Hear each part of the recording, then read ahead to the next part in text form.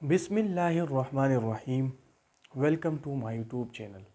इस वीडियो में हम आज क्लास 9 का एक्सरसाइज 1.4 स्टार्ट करेंगे। तो 1.4 एक्सरसाइज में हमारे पास फर्स्ट क्वेश्चन है कि show that which of the following matrices are conformable for multiplication. तो यहाँ पे मैं क्वेश्चन लिखता हूँ, शो दैट, क्वेश्चन 1 है, show that which of the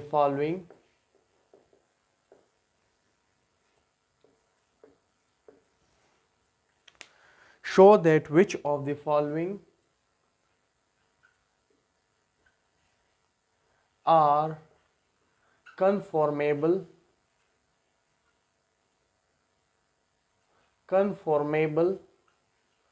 for multiplication।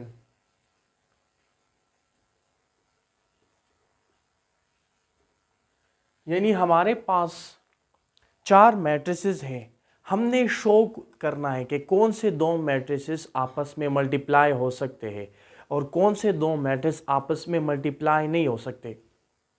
तो पिछले वीडियो में हमने ये पढ़ा था कि दो मैट्रिसेस तब मल्टीप्लाई होंगे आपस में अगर फर्स्ट मैट्रिक्स का नंबर ऑफ कॉलम बराबर हो सेकंड मैट्रिक्स के नंबर ऑफ रो के। हमारे पास दो मैट्रिसेस हम लिखते हैं।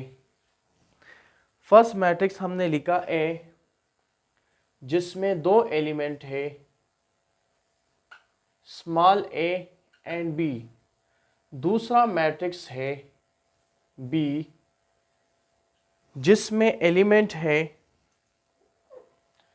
पी और क्यू।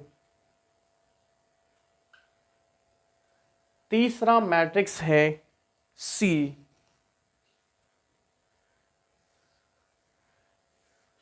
जिसमें एलिमेंट्स है 1 -1 -2 1, 1 -1 -2 1। चौथा मैट्रिक्स है डी, जिसमें एलिमेंट है पी आर एस। अब हम ये शो करेंगे कि कौन से दो मैट्रिसेस आपस में मल्टीप्लाई हो सकते हैं। तो यहां पे मैं लेता हूं सबसे पहले ए और बी। क्या ए बी आपस में मल्टीप्लाई हो सकता है?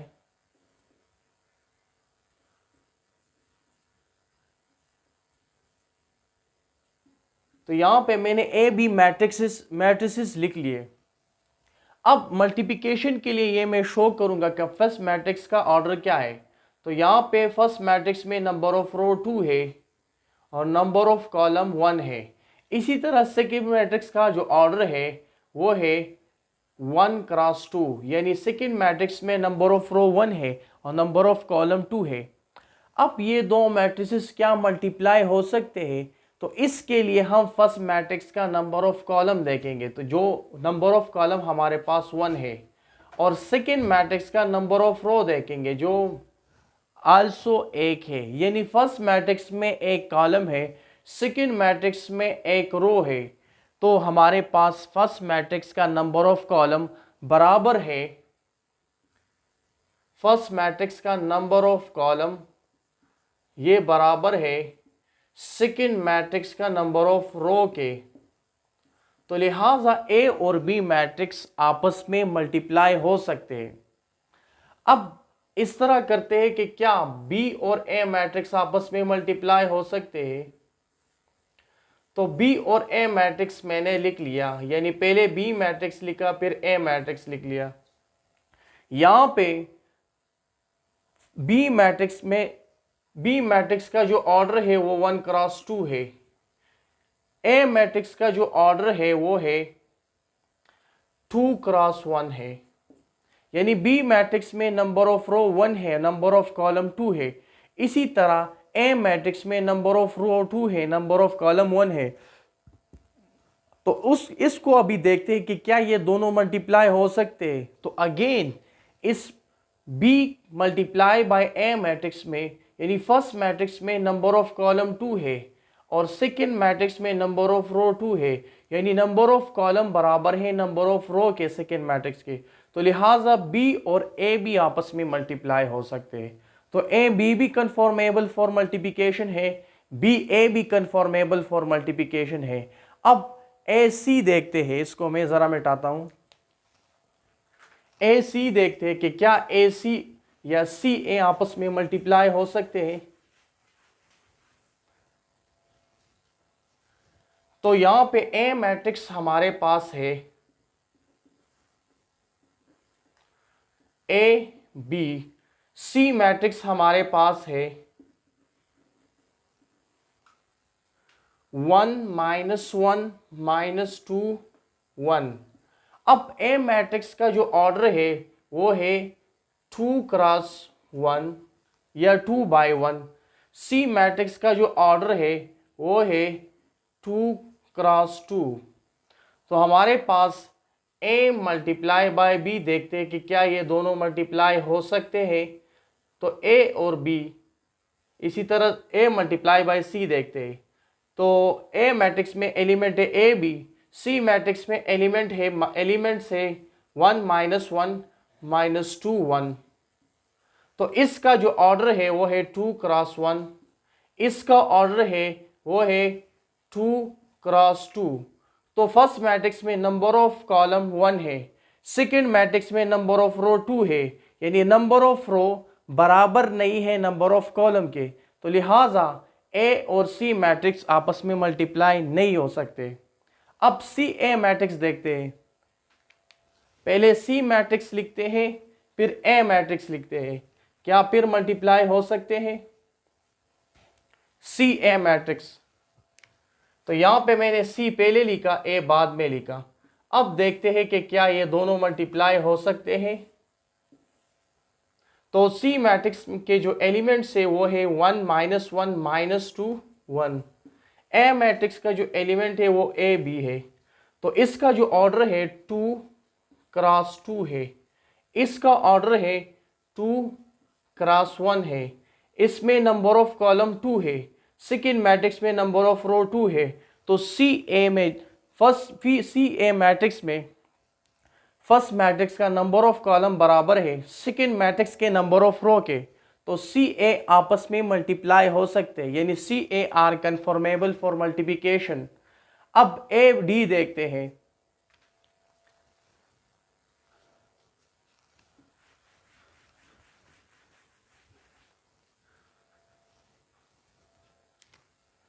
ए डी देखते हैं कि क्या ए और डी मल्टीप्लाई हो सकते हैं। ए मैट्रिक्स में हमारे पास 2 एलिमेंट है ए और बी, डी मैट्रिक्स में हमारे पास 3 एलिमेंट है ए डी, वो है पी आर एस। तो इसका जो ऑर्डर है वो है 2 क्रॉस 1, डी मैट्रिक्स का जो ऑर्डर है वो है 1 क्रॉस 3।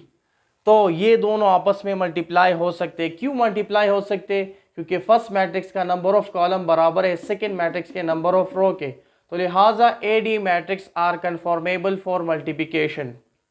अब सी डी मैट्रिक्स देखते हैं कि क्या सी डी मैट्रिक्स आपस में मल्टीप्लाई हो सकते हैं या D C matrix.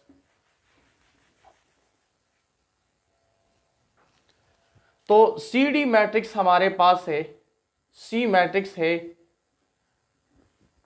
1 -1 -2 1। D matrix है पी आर एस। अब ये दोनों शो करते हैं कि क्या ये दोनों मल्टीप्लाई हो सकते हैं। तो पहले सी डी देखते हैं। सी का जो ऑर्डर है वो है 2 क्रॉस 2 है, डी का जो ऑर्डर है वो है 1 क्रॉस 3 है। तो सी और डी मैट्रिक्स आपस में मल्टीप्लाई नहीं हो सकते, क्योंकि सी मैट्रिक्स का नंबर ऑफ कॉलम 2 है और डी मैट्रिक्स का नंबर ऑफ रो 1 है। तो नंबर ऑफ कॉलम और नंबर ऑफ रो आपस में बराबर नहीं है, तो लिहाजा ये दोनों मैट्रिक्स आपस में मल्टीप्लाई नहीं हो सकते। इसी तरह डी सी मैट्रिक्स भी आपस में मल्टीप्लाई नहीं हो सकते, क्योंकि डी का नंबर ऑफ कॉलम 3 है और सी का नंबर ऑफ रो 2 है। तो लिहाजा ये again number of row number of column बराबर नहीं आए, तो ये हमारे पास नॉट कन्फॉर्मेबल फॉर मल्टीप्लिकेशन है। अब हम नेक्स्ट क्वेश्चन करेंगे। तो नेक्स्ट क्वेश्चन हमारे पास है क्वेश्चन नंबर 2। उसमें हमारे पास दो मैट्रिसेस है ए और बी। फिर फर्स्ट पार्ट क्वेश्चन का जो फर्स्ट पार्ट है उसमें कहता है कि आप ये शो करो कि क्या ए और बी आपस में ए और बी मैट्रिक्स का मल्टीप्लिकेशन पॉसिबल है। फिर शो करो कि बी और ए मैट्रिक्स का मल्टीप्लिकेशन पॉसिबल है। थर्ड पार्ट में ये कह रहा है कि जिसका मल्टीप्लिकेशन पॉसिबल है उसको ज़रा मल्टीप्लाई करो। तो एक्सरसाइज 1.4 में क्वेश्चन नंबर 1 हमने कर लिया। अब क्वेश्चन नंबर 2 करेंगे।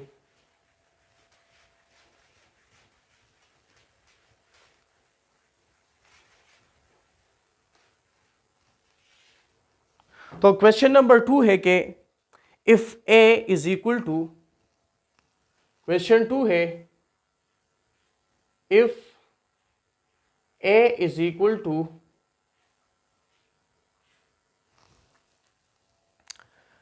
-1021 -1021 b इज इक्वल टू 3 - 2। तो इस क्वेश्चन का जो फर्स्ट पार्ट है वो है is it's possible to find A B, is it's possible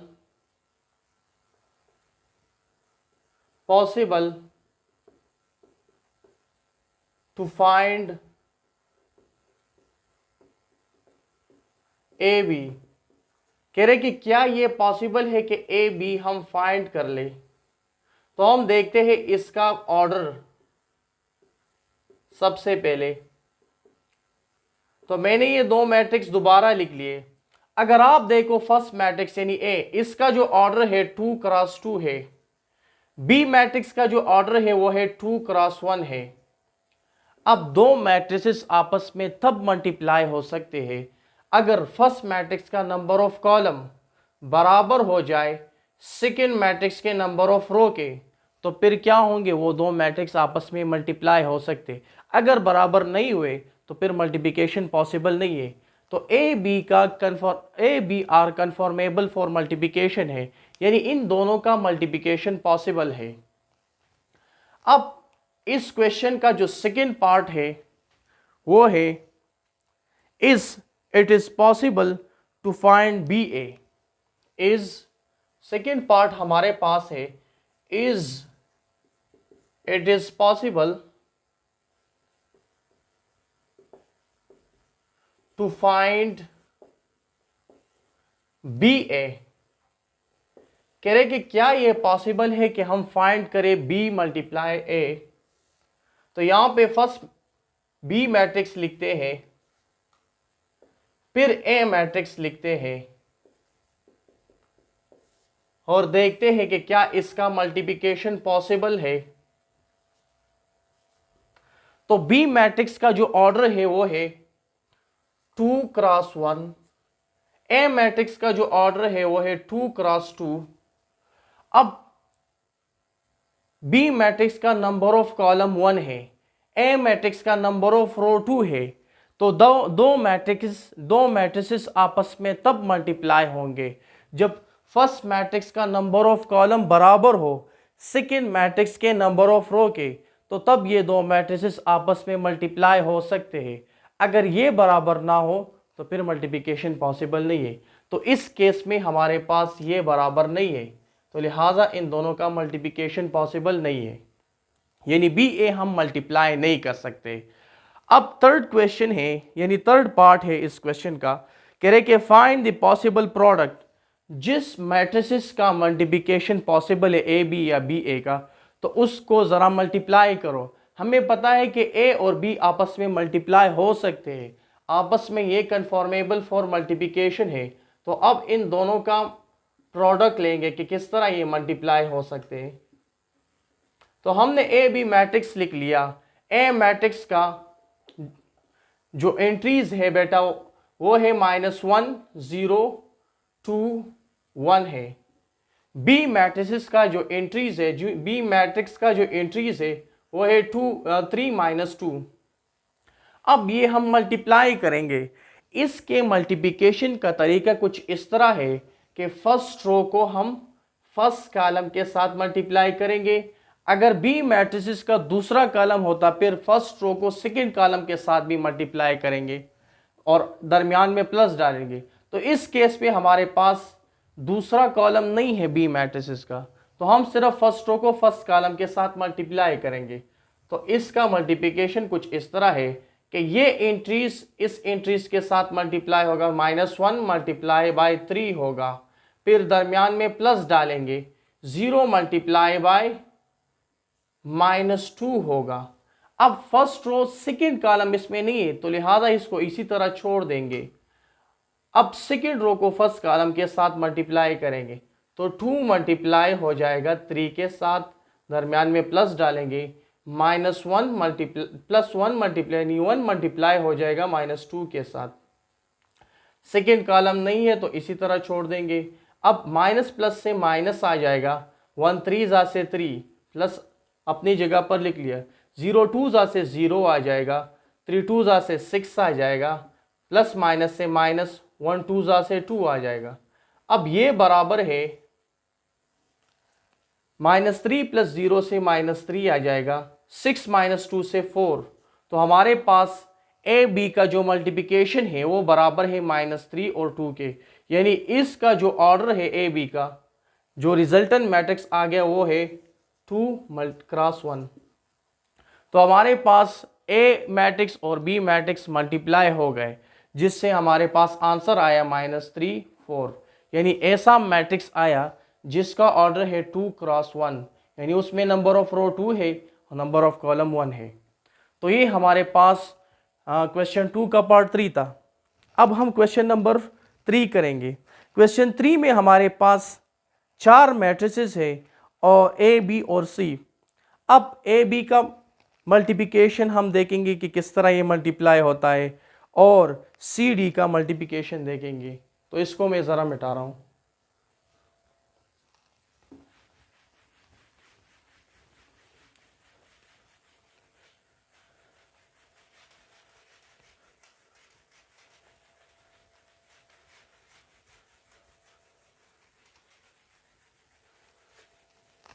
exercise 1.4 का क्वेश्चन 3 हमारे पास है। कह रहे कि given that A is equal to, question 3 है, given that A is equal to, A हमारे पास है 4 1 3 1, 4 1 3 1, बी हमारे पास है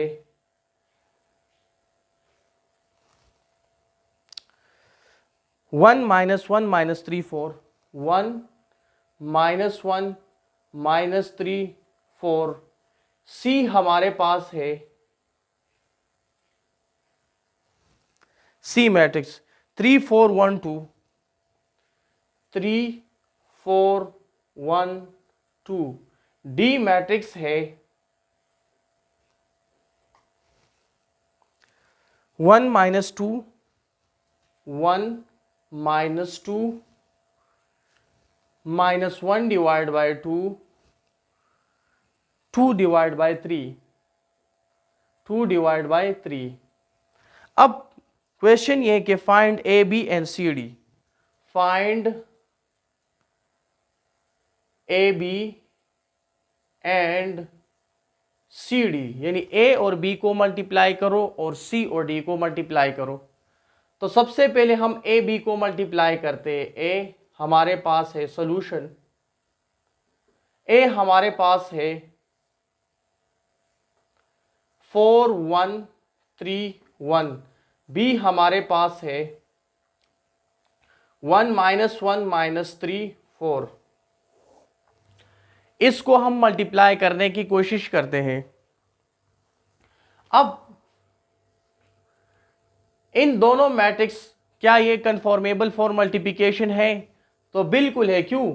क्योंकि इसका जो ऑर्डर है वो है 2x2, इसका जो ऑर्डर है वो है 2x2। फर्स्ट मैट्रिक्स का नंबर ऑफ कॉलम बराबर है सेकेंड मैट्रिक्स के नंबर ऑफ रो के, तो लिहाजा हम ए और बी को मल्टीप्लाई कर सकते हैं। तो हमारे पास इसका मल्टीप्लिकेशन कुछ इस तरह होगा, फर्स्ट रो को फर्स्ट कॉलम के साथ मल्टीप्लाई करेंगे, यानी 4 मल्टीप्लाई होगा 1 के साथ, प्लस 1 मल्टीप्लाई होगा -3 के साथ। तो हमने फर्स्ट रो को फर्स्ट कॉलम के साथ मल्टीप्लाई किया, अब फर्स्ट रो को सेकेंड कॉलम के साथ मल्टीप्लाई करेंगे, लेकिन थोड़ा सा स्पेस छोड़ना होगा। तो यहां से स्टार्ट करते, 4 मल्टीप्लाई होगा -1 के साथ, प्लस 1 मल्टीप्लाई होगा 4 के साथ। अब सेकेंड रो को फर्स्ट कॉलम के साथ मल्टीप्लाई करेंगे, 3 मल्टीप्लाई होगा 1 के साथ, प्लस 1 मल्टीप्लाई होगा -3 के साथ। अब सेकेंड रो को सेकेंड कॉलम के साथ मल्टीप्लाई करेंगे, लेकिन थोड़ा सा स्पेस देना होगा, 3 मल्टीप्लाई होगा -1 के साथ, प्लस 1 मल्टीप्लाई होगा 4 के साथ। अब इसको हम फर्दर सिंप्लीफाई करते हैं, तो 4 1 से 4 आ जाएगा, प्लस माइनस से माइनस, 1 3 से 3 आ जाएगा। इसी तरह प्लस माइनस से माइनस आ जाएगी, 4 1 से 4, और प्लस अपनी जगह पर 1 4 से 4 आ जाएगा, 3 1 से 3 आ जाएगी, और प्लस माइनस से माइनस, 1 3 से 3 आ जाएगा। यहाँ पे 3 1 से 3 और 1 3 से 3, प्लस माइनस माइनस। इसी तरह प्लस माइनस से माइनस आ जाएगी, 3 1 से 3 आ जाएगी, प्लस अपनी जगह पर 1 4 से 4 आ जाएगी। तो ये हमारे पास आ जाएगी 4 -3 से 1, 4 -4 से, यानी -4 + 4 से 0 आ जाएगी, +3 -3 से 0 आ जाएगी, +3 -3 + 4 से 1 आ जाएगा। तो हमारे पास ए बी का जो रिजल्टेंट मैट्रिक्स है वो ये है। अब हम सी और डी को मल्टीप्लाई करेंगे कि ये किस तरह मल्टीप्लाई होता है। तो हमने ए बी को मल्टीप्लाई किया, हमारे पास ये आया ए बी से।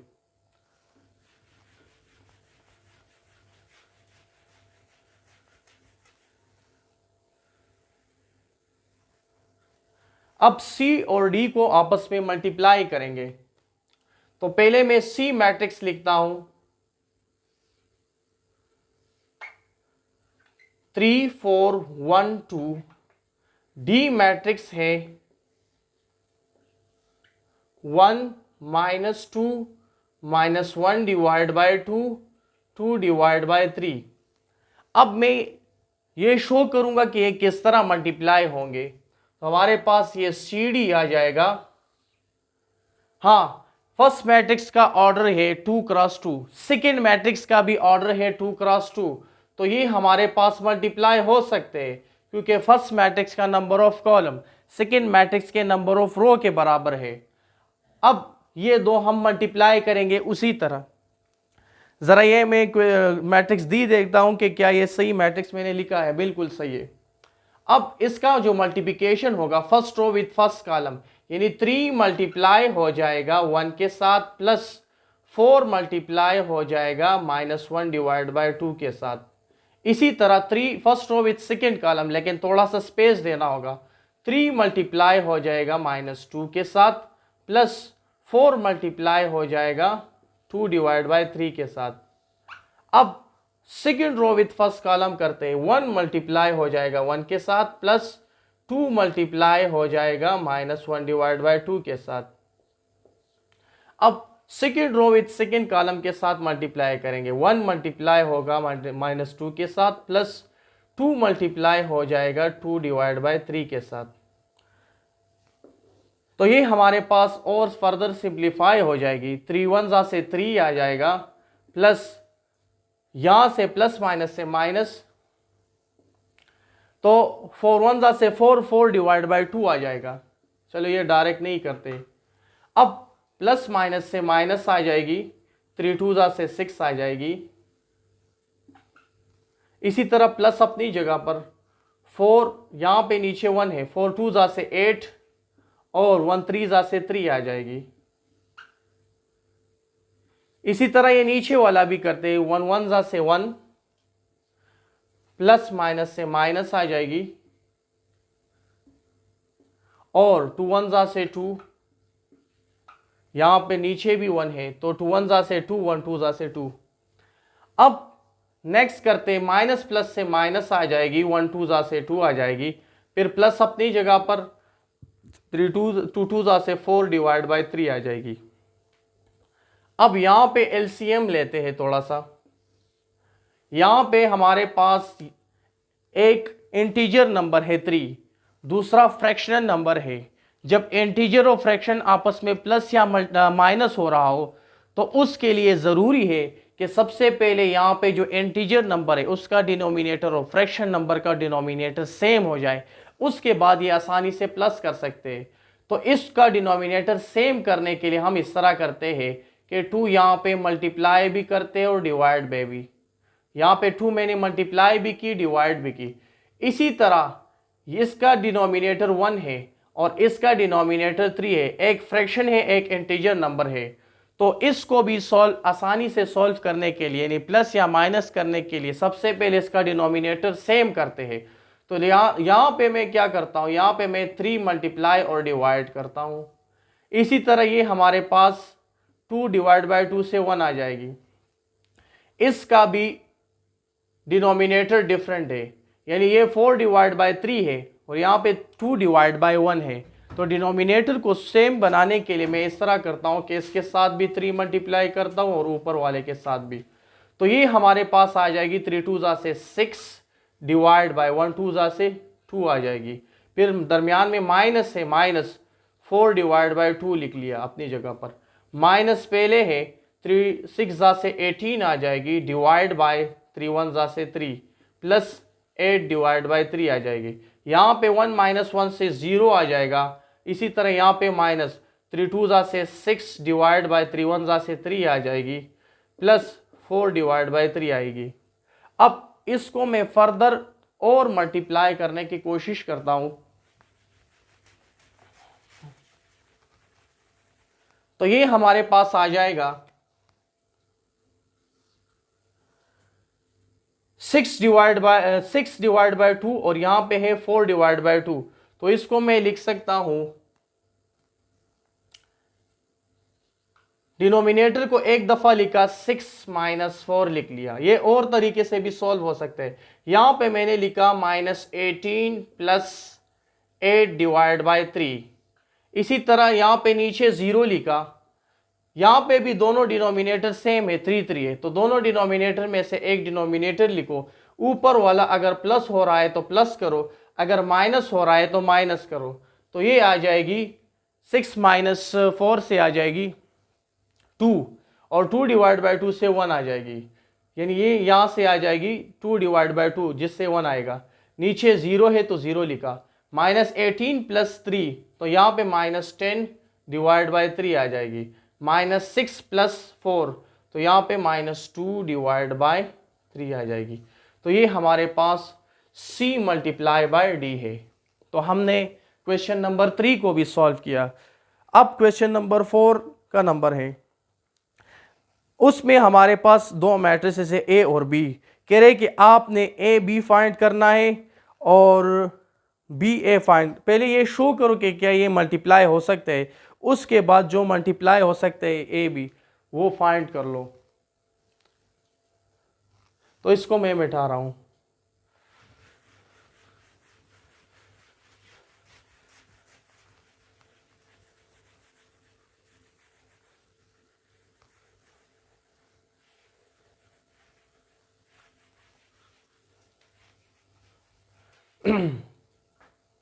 तो क्वेश्चन नंबर 4 है कि let A is equal to, question 4 है let A is equal to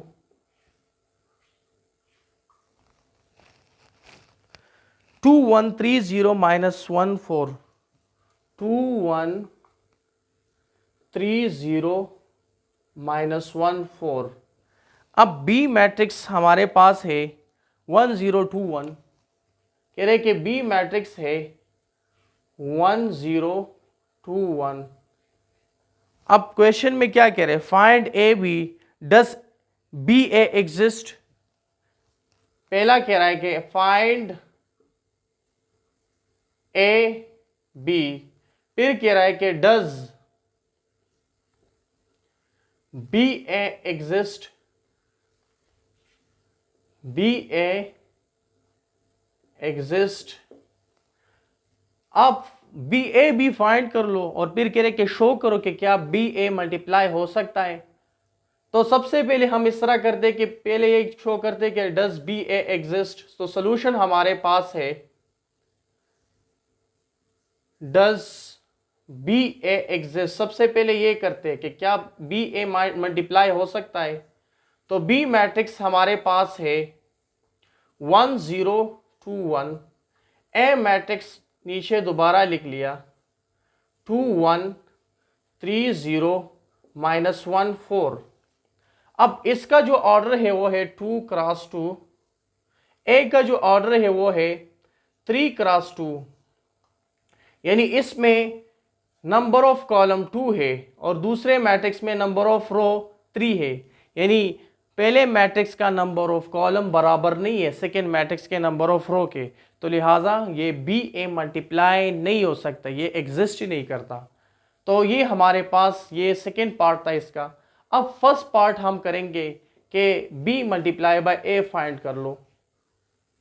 first part है इसका B multiply by A find कर लो। तो इस तरह करते हैं कि पहले A multiply by B find कर लो। तो ए बी मैंने लिखा,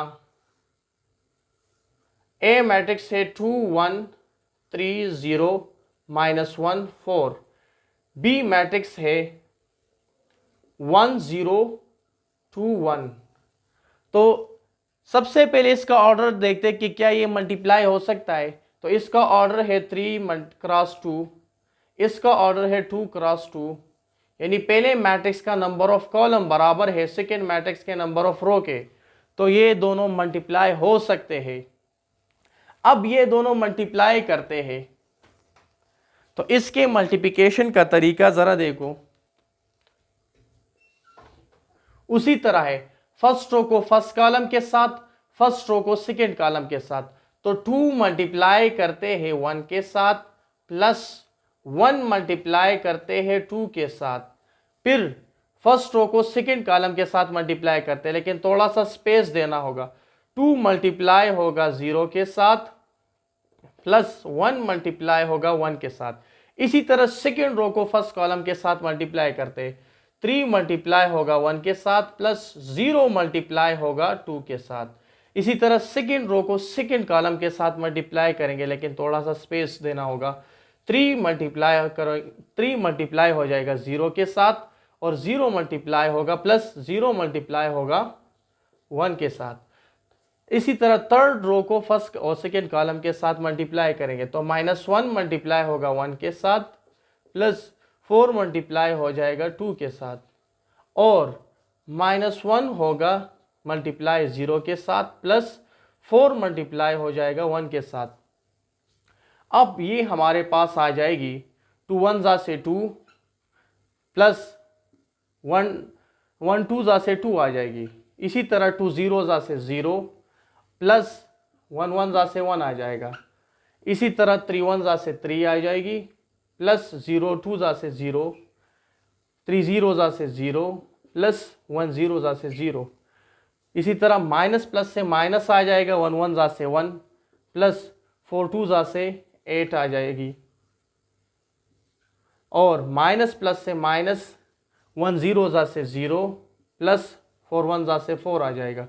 तो इससे जो आंसर आएगा वो है 2 + 2 से 4, 0 + 1 से 1, 3 + 0 से 3, 0 + 0 से 0, -1 + 8 से 7 आ जाएगी, और 0 + 0 जिसके साथ प्लस हो गया माइनस होगा, तो ये हमारे पास 4 आ जाएगी।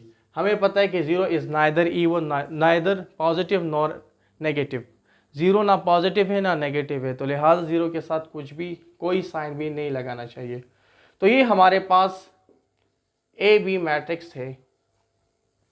तो आज के लिए इतना काफ़ी है, इंशाल्लाह नेक्स्ट क्वेश्चंस अगले वीडियो में करेंगे। तो अपना भी ख्याल रखो और इस चैनल का भी। Thank you.